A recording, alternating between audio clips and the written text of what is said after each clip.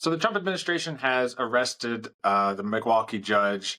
They're accusing her of interfering with an ICE arrest, and they're saying that she obstructed this arrest. Essentially, what happened is the judge was in court having hearings, and she understood that there were ICE agents waiting outside her courtroom to arrest one of the defendants in her court.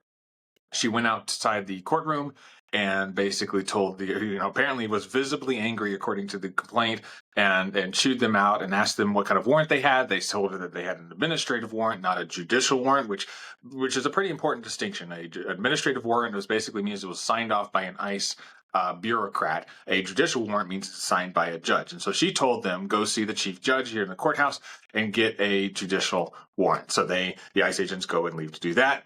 Judge then returned to her chambers, and from reports inside the chambers, basically told the defendant and his lawyer, "Hey, come with me." She led them out to the jury exit, and then at some point they left that and went out in the hall.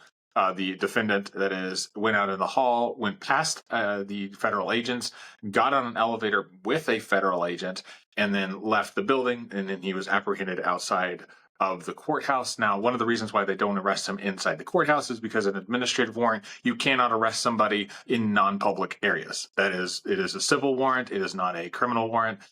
So they can't just go into anywhere and arrest somebody. A judicial warrant would allow you to, say, go into a person's home and arrest somebody or something along those lines. This was not that. So I think that's an important distinction to make. They are making the claim, of course, that this judge intentionally tried to distract the ICE agents or got the ICE agents out of the way. I think it's a bit ridiculous. There's many, like Pam Bondi was on, every Fox News program claiming that she took him out through a secret exit. But even in the government's own court documents, they say he walked right by several federal agents and got on an elevator with a federal agent. And so, like, this idea that she was trying to secret him away seems a bit ridiculous on its front. I think the Trump administration is trying to set an example here and trying to threaten judges and say, if you don't do what we want, we will come after you and use legal threats against you. And I think that they are trying to stymie any resistance within the local court system and local judges, and trying to resist what they're doing. I think that it's going to be an interesting case to see if it holds up. It's going to be interesting to see if they can get a grand jury to indict her on this.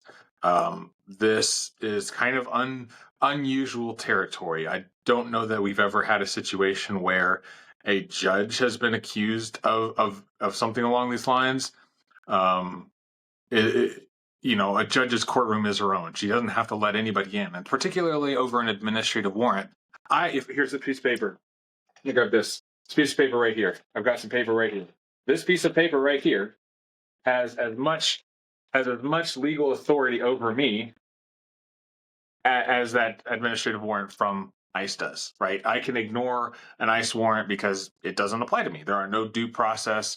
There's no due process with an administrative warrant, so I can simply ignore it. So this idea that this judge had to obey or had to follow what ICE agents were trying to do seems kind of legally dubious to me. I don't know if there's a reason. I don't know if there's another circumstance where anybody's ever been charged with obstruction based off an administrative warrant, particularly when the obstruction was simply having them walk out past the federal agents. It seems a little ludicrous to me. I don't see how this can stand up in court. I'm not a lawyer, but it seems a little suspect to me, and seems more like an intimidation tactic from the Trump administration than actual trying to put away a judge who is committing a crime. Well, notably, we will find out whether this stands up in court because Hannah Dugan, the judge in question there in Wisconsin, is going to receive a day in court. There will be due process here, which is something that you cannot say for those in the crosshairs of ICE agents and those subjected to these to these administrative warrants that are, like you said, effectively just marching orders for the ICE agents in the field. It's just, hey, you need to go pick up this guy so that we can ship him out of the country. And we know there's been no due process following those arrests in this administration.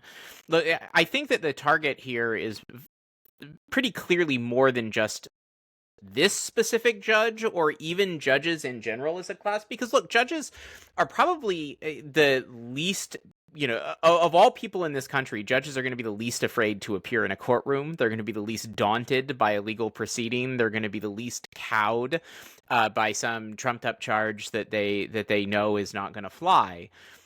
A judge is still going to hold court in their courtroom. A judge is still going to be unafraid to pursue their legal responsibilities as they view them. But I think the audience more widely is the American public. It's us. Like, look at how much the media has been talking about this. Look at, we're talking about this right now. And if you're hearing this and you'd be a reasonable human being to say, oh my gosh, like, this is appalling. I'm outraged. But if this administration, if the FBI is going to go after a judge who refused to help ICE agents round somebody up, then I, as a citizen, they're going to come after me if I refuse to do the same. They're going to come after me if I ask to see a warrant. They're going to come after me if I assert any of my Fourth Amendment, Fifth Amendment rights. They're going to come after me if I film them while they're trying to haul people off the streets. They're going to come after me if I post to my social media account them smashing through windows to drag people out of their cars. They're going to come after me. And that's the fear that this is about creating. And I think we need to be resolute as a people in the face of that and recognize that is the intent, and we need to make sure that intent is foiled. I think that there's we talked about a kind of a legal argument at the beginning, right? Whether she was legally allowed to do this, and that's that. Like you said, that'll be settled. But I think there's an interesting moral argument here too, because if you believe that somebody is going to be shipped off to a prison without any due process whatsoever, if you think that there's a good chance of that happening, what laws, if she did break any laws, what laws would somebody be willing to break to keep that from happening? Would to help somebody escape from that fate? I think that's an interesting moral question about whether or not you or I or whoever you're talking to. Okay, well, what laws are you willing to break to make sure that somebody doesn't get shipped off to basically what is a concentration camp? Even the Holocaust Museum themselves have come out and said a concentration camp is a prison that people have been sent to without any due process. And I think that is exactly what describes the El Salvadorian prison system down there, when we simply ship people off there without any due process, without any hearing, without any ability to appeal the judgment. I think that we should use that word, that term, that concentration camp, because that's exactly what it is. So what would what laws are you willing to break to hide somebody from ICE agents? What legal risk are you willing to take? I have many neighbors. I have my children go to school with many people who are probably not of legal residency in the States. And I worry for them, and they hear stories, and they have friends of friends who have been disappeared, who've just gone, and they're out, nobody really knows what happens to them. And I don't know if that's, self-deportation. I don't know if that's ICE deporting them. I don't know. And I wonder, would I be willing to lie for my neighbor's sake to an ICE agent? That's not legal advice. Don't do that. But would you, unless you're willing to take the consequences of those actions, if you thought that would help them escape that fate of being sent to a prison without any due process, I wonder what I would do. I don't know what I would do, to be honest. I hope I would have the courage to do what's right. I would, we all like to think that if we lived in 1930s Germany, we would be the ones standing up, hiding Anne Frank in our basement. But would we really? I don't know. I don't know that we would. And I think a lot of people today who think that they would be standing up for the Anne Franks of the world are the ones cheering on ICE doing exactly what the Gestapo did and disappearing people to foreign gulags.